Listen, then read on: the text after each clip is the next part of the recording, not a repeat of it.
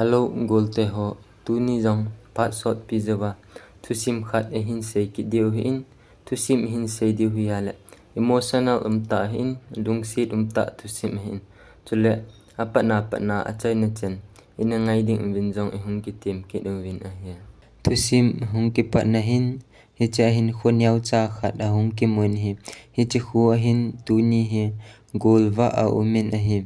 chi golwa bol na wachun loi khat loi chu hi ti chu ki pa thano min ovin chule loi khat chu hi ti chun ne le cha aboi pi win hi ti chun ki pa tain hin khu amang ovin a hi chule alang khat na hin naw sian hung ki mun hi chi naw sian ni hale nunga khanin hi ti chun pun san khanin ajelin aman jong hi ti chun pama ahin puidon hi ti chun a khot lang khana naw sian apomin a khot lang khana bek a chojin hi ti chun ama jong ina ko na chun ahung po do in a hi chule alang khana golwa bolte ni chui hale akhat pa min chu hi a hale fan a hin chule ajinu min chu lu a hi in a hi ama ni hi hanta hi lawale kulta ta hi kichiang hon a hi in a hi chule hi ti chun phat a chin hi le zan jong hung hitan zan hi phat na chun lang khana naw sian poma hung do nu yong chun ama yong chu hi ti chun hung in a hi le hi ti chun khu khat a hung hlung in a hi cha chun zan a hi phat nin hi ti chu fanin yong lu chu a hin pomin hi ti chun lup na chunga chun ato sa in a hi ato sen a ki ho limpin a hi le he cha chun lu in a sayin gen thei hle na te na atin hi le fanin a sayin ipi ka gen thei pi dam hi chi ho thu hom dinga hi ka ki chen pi ni hi chu me ati hi cha chun lu in a sei ki nin nei ngai da mo aji chu ke hi ai tia nu hi thei loading hi lawa le chanei thei loading ka hi ati hin la fanin chi ho chu I ma in ka gyal poi atin a sei pi in a hi cha chun ama ni jong ki pa tan a ki ho lim hanin hi ti chun a honin a hi chin zan hung sot phanin ama ni jong ai mu honin a hi cha ai mu hon ka pe ta chun lang khana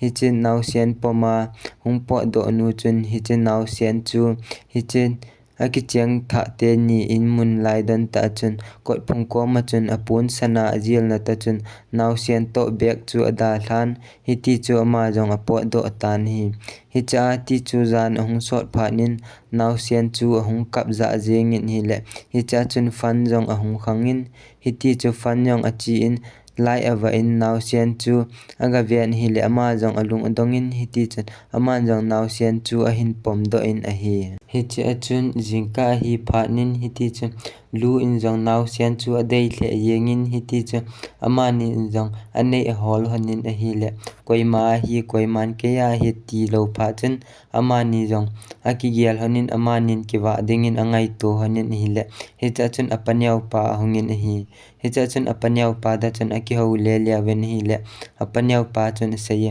henge ke yong ching ka ting khusung vai pu pa chairman pa tong ki ho wing ka ting naw hi nang ni na ki wa thei dinga hin sei na nge tin ada than hi le lu to fanyang chu aki pa hle yeng honin a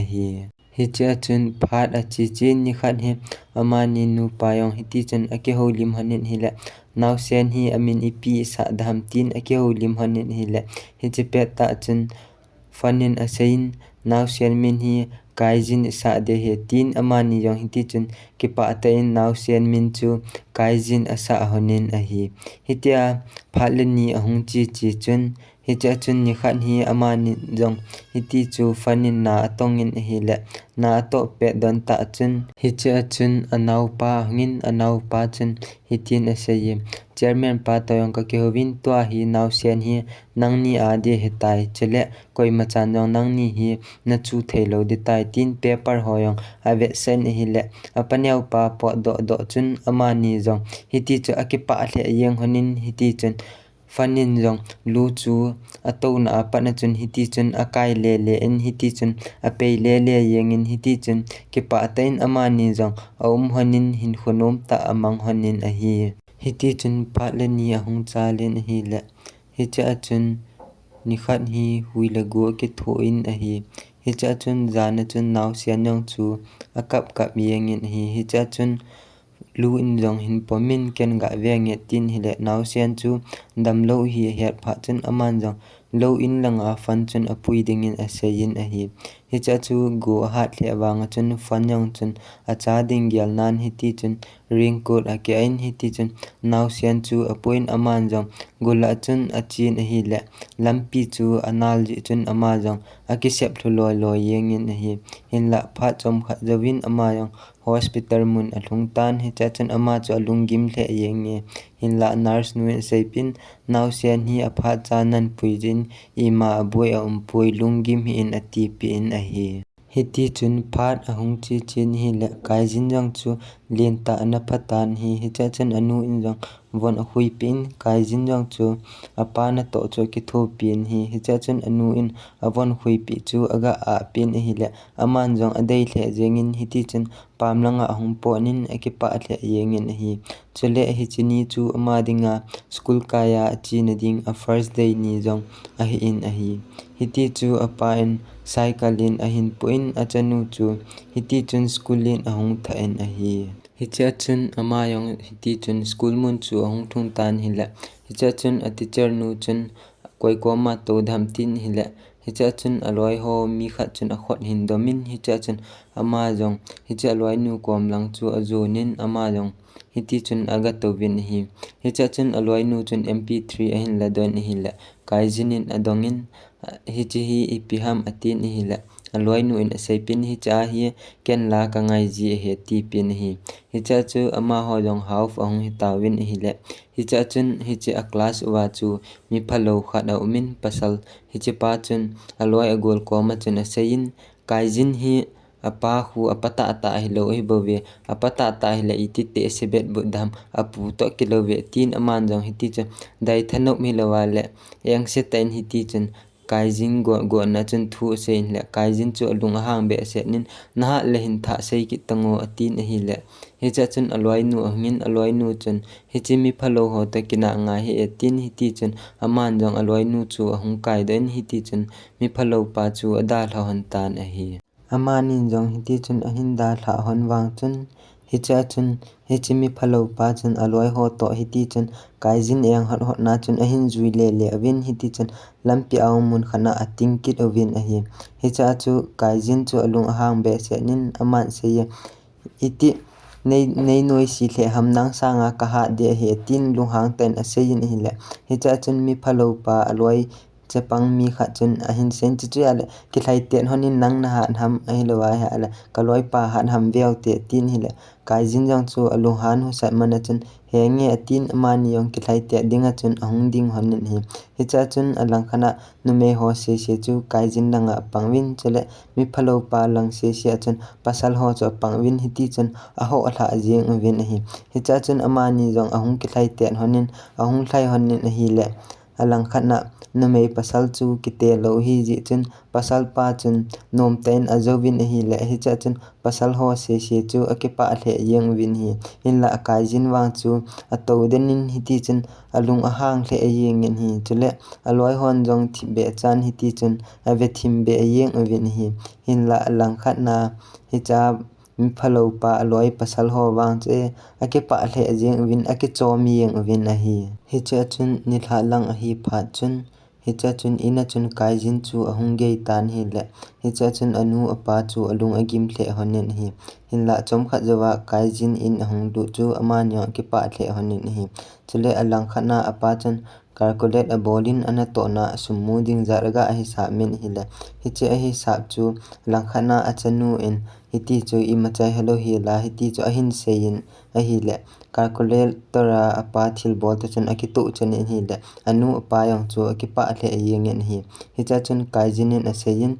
sum inei pha lew ke diong mp3 khat nei cho pi honin atin hi le hicha chun anu in ipiham mp3 cho tin hi le aman jang hicha hu la ke ngai ji hi atin hi le anu apang chu ki pa hlen amani jang henge i cho diu hi atin a hi hiti chun pha le ni ahung cha lin hi le hicha hin thil le lo be pha chun hiti chu fanyang chu hiti chu lamlin langa thil cho ding in achi gu na hi le hicha chu go ju de du ji chun lu in jong sei pin ringkut yong ki choi jin atin aman jong he nge atin a hi hiti chu achin a hi le hi cha chun lu in a sei pin hi chanu handing mp3 chu hin cho pi hai ho atin hi le aman jong a sein he nge iti hi chu ka hai da ham atin a hi hiti a aman thu a sei cha chun ama jong ahung ki pat doin hiti chu lamlen lang bazar lang chu a hin zo nin hi le go ju ji chun lampi anal ji chun ama jong hiti chu a ki sep thlun ko la chun a ki tang thlan hi hi cha chun hospital in a pu evin hi hi cha hospital a awm he pha chun kai jin jong a skula panin hiti chu hospital mun chu a hin del tho yengin a hi a hin delin hin la apa chu hiti chu a thimil tabang a i mun la in hi hi cha chu ama ong ga tawin hi le doctor nu sei pin na pa hi to a hi i ma cha ti lo a he ta ye almost in atin a hi hiti chu a hlemin hi le doctor pa in apanyau pa chu a ko doin a sei pi ama hi adam na dinga wang pha so lu hle in ti awang se lawang cha thei lo de ta ye ati pin a hi chele alang khat na chun hiti chu fanyang chu a hung khangin a hi le ama sanga a chanu an to chu a ven hi le ma jong ki pa sialin aman jong a sei nangding mp3 kan cho pi thei ta hi atin hi le a chanu in sein mp3 anga hi nangna dam le a pha hi yenge ti pin a hi hi cha chun nini zo hi pha chun apanya win jong hiti chun fan chu a inin a hin puijin a hi aji chu anu jong aji nu yong cha thei lo hi ji chun ama hodinga chu insung chu ha hle yengin hi hi cha chun fan chu a hung khangin fanin ka chanu hoila ya ham aga tin le apanya win aga aven a hi le kai jin chu a le khasim na te bola chun alel walin a i mun a hi aji chu apa hospital sunga chu i mulo hi la aman anga pi chu del be sen hi hitia a i mu chu anu in lu in aga amu chu alung ase hle yengin hi zan hi phanin amani jong kai jin a i mu jawin a ki ho honin a hi le amani ding chu kho asa hon pon hin la kai jin ding chu agyal pi honin hi le alung akham hle hon yengin a hi chun ajing jing ka hong ki panin kai jin dingin ama dinga chu gen thei na hong ki pan tan hi hiti chun jing ka tho in vadung langa hiti chun one cc aga sob ji in chale school achi masang le apa loading hiti chu doctor ho in na cmp diu he ti ho chu man jong apa dam ding dei na chun hiti chun school achi masang le lampi in hiti chun alai pa jin hi che alai chai pha le aman jong hi chu hiti chu school langin ahin ki choi ki ji in hi school langa ahin choi ji in hiti chun mi he lo ka khanin mun khanin a koi jin chele hi cha chun ama yong school alu ji in a hi hi cha chun alang khana a teacher yong ana ki khialin a teacher thanu yong chun ama le ama hiti chun student ho comment ki phone na nei in hi chi ki phone na nei chai chun ama in jong hiti chun roll call bolin hi le mi jo se chun present ati hin la kai jin amin chu hin sein hi le ahung ta pun hi cha chun aloi nu chu adong in hi le aloi nu ken ka he hi atin a hi hi chi pe ta chun kai jin ahung du nin a hi le hi cha chun hi che a oja tha nu chun adong in a hi le pida nong ge ham atin hi le alung hang in le kai jin chu a thip be a yeng in hi hi chi pha chun teacher nu yong chun kai jin chu ato na to ding in a solin a hi hi chi pha chun ama ho jong half a hi pha chun aloi nu chun adong in a sei nidanga bon hungge khalowa ipidinga tu ni na hungge ham atin hi le kai jin chu a thip be a yeng in hi hi cha chun aloi nu in adong te jin hi le kai jin in a sein chi chu ele ka problem ka share pi din hi hin la koima ko ma na sei lo de he tin promise ki bolin tin hi le promise a ki bol sen hi hi cha chun aman jong in sung gen thei na le I mayo si chu aman jong a sei pin a hi le hi cha chun aloi nu yong chun mp3 chu alan a pin hi le ama chu adan hi hin la aloi nun a pite te in hi le aman jong a ki lain a hi hi cha chun aloi nun a sei pin na boina na gen thei na au ma le nei sei pin ken jong ka ki tho pi de he ti hi cha lunch time ma aloi nu ta kheu cha cha chun midang chun bu anian hin la ma chu in langin a hung thlai phein hi aji chu anu apa cha thailo hi he aji chun ama be ya I ma cha hi lo ding he aji chun ama chu in langin a hung thlai phein hi ti chun apa thil ho lo ho hi lawa hi le angai cha ho chu aman jong a ball pin a hi che a ball pi chai chun school lang hi ti chun a le del kinin a hi ti chu school ki khen jong le hi ti chun a loi ho sangin matain a hung thlai phein chule pama apa dinga lo ke koi an che hi che ho chu a hin domin in langa chun ki no tain a hung thlai phei jin a hi ti chu ama dinga hi ki chol ti lo hi in a hung thunin hi ti chun ina ane adiu anu apa ne adiu hin hi ti chun an a hunin hi ti chun a ki pe khu cheng jin hi chi chu anu apa chu a komin a towin amot ve thim ji hone aji chu anu apa hi cha thei lo tia chu a chanu chan bo chu amot ve ji hon a tan hi cha hin ni thla an ane pe wa hin cha chu anu apa an ho na tu ye lawale na theme ati hon hi le aman jong chi pe ta chun ane chu ada than ti chun kapa ding lo ka sim hai atin ane ding jang lai chu ada thain ti chun aman jong me aga munin ti chun apa ding lo asun pi kinin a hi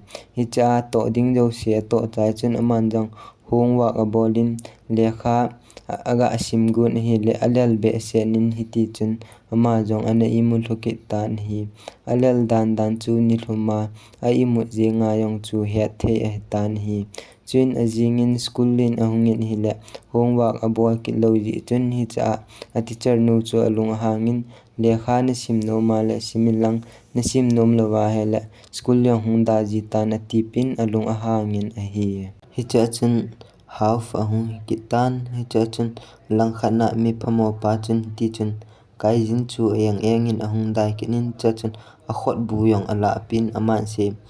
chin khot bu hin de ya le nei ki thlai tet pi kinin nei zo a ha le khot bu hi kanung pi den he tin le kai jin jong chu anom kinin a hi cha chun amani jong ahung ki thlai tet honin a hi cha hi kai jinin azo em a hi lawa hele mi phamo pain azo em ti hi second part teng le hin sei di o hi in a hi chule phat tu teng le hi chi sanga hung ngei ding hi in kai jinin anu apa he na school chi a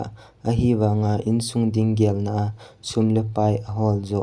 a ki man cha dan hin sei di o hi in nangai no ma hi a le like share subscribe bolin lang hi la chun aban teng le notification hung ding hin teng le bailam ta nangai ki thei ding a hi